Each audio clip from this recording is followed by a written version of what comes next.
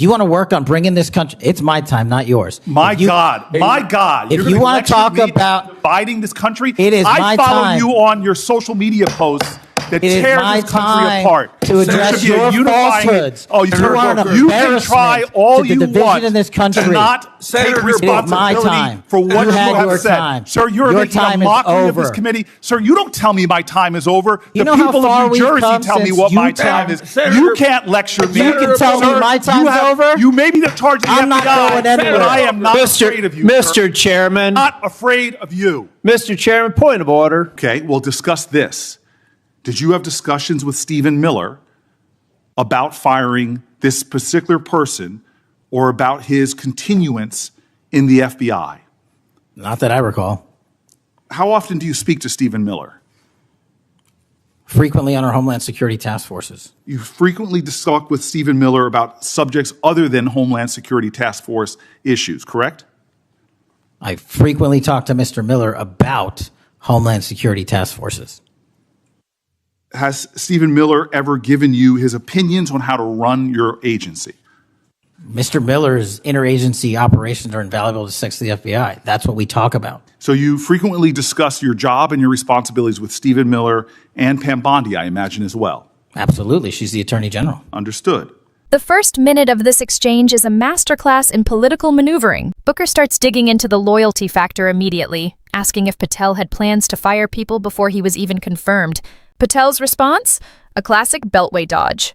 He points to a grand jury transcript that hasn't been released, using it as a shield. It's a clever legal loophole.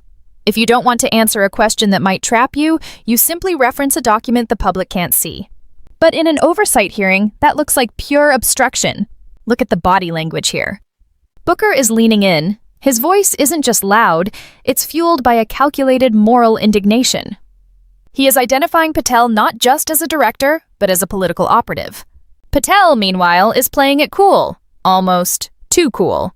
He keeps repeating that the premise of the question is inaccurate, which is just professional speak for, I'm not giving you an inch. Stick with me, because as we watch this unfold, the questions get deeper, the accusations get personal, and we start to see exactly why some people believe the country is less safe today than it was 8 months ago. Thank you, Mr. Chairman. Mr. Patel, I want to start off where we left off last time. I asked you whether you had any knowledge or discussions about removing FBI officials and installing political personnel before you were confirmed to that position. And I wonder, did you then understand or have conversations with the White House about the intentions to do so? Before I was confirmed? Yes, sir. Did I have discussions with the White House to remove FBI personnel? Yes. No. So you're saying that you had no discussions with the White House before you were in the position about the removal of any personnel from the agency? As I was preparing for my confirmation hearing, I had numerous discussions involving the type of people that would be employed, and that those that were failing to meet the mark at the FBI would no longer be employed if I were confirmed. And I'm assuming that mark had to do with loyalty to the Trump administration. No, you're wrong. Okay. I'd like to revisit another subject from that hearing. Did you testify, you did testify before the grand jury that President Trump had declassified the documents at issue in the Mar-a-Lago classified documents case. Is that correct? I don't have the grand jury transcript. That's why I released it. Whatever it says is the best evidence. That's what you said to Senator Whitehouse, that your grand jury testimony was publicly released. It has not been. In fact, in July, a court denied a news outlet's bid to get that transcript. But the court said quite clearly that you are free to discuss your grand jury testimony. So I ask you again, did you testify before the grand jury that President Trump declassified the documents at issue in the Mar-a-Lago classified document case? And that is why I took your invitation to work with the department and the court to have that transcript released. And the transcript is the best evidence of what I said then. So you're saying right now this committee can have access to what you said before the grand jury? To whatever was released. Under my understanding, Senator, that the Department of Justice... You and I both understand the law. Let me finish. I understand under Rule 6 of the Federal Rules of Procedure, a grand jury witness, in this case you, is not barred from sharing their grand jury testimony. This is an oversight hearing. This is germane to your integrity and credibility. You know right now whether or not you testified that President Trump declassified the documents at issue in the Mar-a-Lago classified documents case. Why are you refusing to answer that simple yes or no question right now? Because the premise of your question is inaccurate, and There is no premise to my question, but trying to get to an order of what is truth or not. How do you How do you know what was asked in the grand jury if you weren't there? Mr. Patel, this is a mockery you're making of this hearing and simple questions. It's a simple question. If you have Mr. a Patel, transcript, during you can your read the nomination, question, but you don't have it. You promised that, quote, all FBI employees will be protected against political retribution. When I asked you, are you aware of any plans or discussions to punish in any way, including termination, FBI agents or personnel associated with the Trump administration, you explicitly said under oath that you were not aware of any plans to punish FBI agents associated with criminal investigations of Donald Trump. I don't believe you were truthful. Firing FBI employees based solely on the cases that they are investigating, their case assignments, is illegal, and you know that. A new lawsuit that's been discussed numerous times, filed by 3 FBI officials, alleges that you carried out Donald Trump's campaign of retribution, in quotes, against FBI employees for, quote, failure to demonstrate sufficient political loyalty. One of those plaintiffs has been discussed today, Brian Driscoll. Now, we know 20 years of distinguished service to the FBI before you terminated him. Special agent in charge of FBI's Newark field office, where he operated with distinction. Medal of Valor winner, Shield of Bravery awards. He's a patriot. You terminated Driscoll via a letter dated October 8th, 2025, and in that letter, you said that you were firing him pursuant to Article 2 of the Constitution. Well, you're not the President of the United States, and so I'm wondering under what authority you were allowed to terminate him. That matter is under litigation, and I'm not able to discuss it. Patel fired him. Why? According to a lawsuit Booker referenced, it was for a failure to demonstrate sufficient political loyalty. Here is the loophole Patel tried to hide in. He claimed he fired Driscoll pursuant to Article 2 of the Constitution. As Booker rightly pointed out, Patel isn't the president. Article 2 powers aren't a get-out-of-jail-free card for agency heads to bypass civil service protections. It's a massive legal reach that basically says, I can fire whoever I want because the president told me to. The most shocking admission in the whole hearing? Patel conceded it would take 14 years to fill the vacancies created by his Purge. 14 years. He has disbanded task forces that stop foreign influence, public corruption, and crimes against children. His defense is that he's shifting 20% of the force to immigration enforcement. Now, regardless of where you stand on immigration, you have to look at the math. If you take the experts who catch child predators and Russian spies and put them in churches and hospitals to check papers, you are creating a massive vacuum in national security. Patel tried to fire back with a list of summer heat statistics, seizures, arrests, and fentanyl numbers. It sounded impressive, but it's a classic bureaucratic deflection. Most of those major investigations take years to build. He's essentially taking credit for the harvest of seeds planted by the very veterans he just pushed out the door. The climax of the debate was chilling. Okay, well, discuss this. Did you have discussions with Stephen Miller about firing this particular person or about his continuance in the FBI? Not that I recall. How often do you speak to Stephen Miller? Frequently on our Homeland Security task forces. You frequently talk with Stephen Miller about subjects other than Homeland Security task force issues, correct? I frequently talk to Mr. Miller about Homeland Security task forces. Has Stephen Miller ever given you his opinions on how to run your agency? Mr. Miller's interagency operations are invaluable to the FBI. That's what we talk about. So you frequently discuss your job and your responsibilities with Stephen Miller and Pam Bondi, I imagine, as well. Absolutely. She's the Attorney General. Understood. Okay. Donald Trump promised to make us all safer. You have pushed out senior FBI agents with decades of knowledge and experience. In fact, this is the first time in FBI history that neither the director nor the deputy director have any experience with the FBI. You've shifted the agency's priorities primarily to pursuing Donald Trump's immigration enforcement agenda. According to ICE data, the Cato Institute, which is a conservative think tank, found that 20% of all agents have been diverted from their work to assist ICE immigration enforcement. 20%.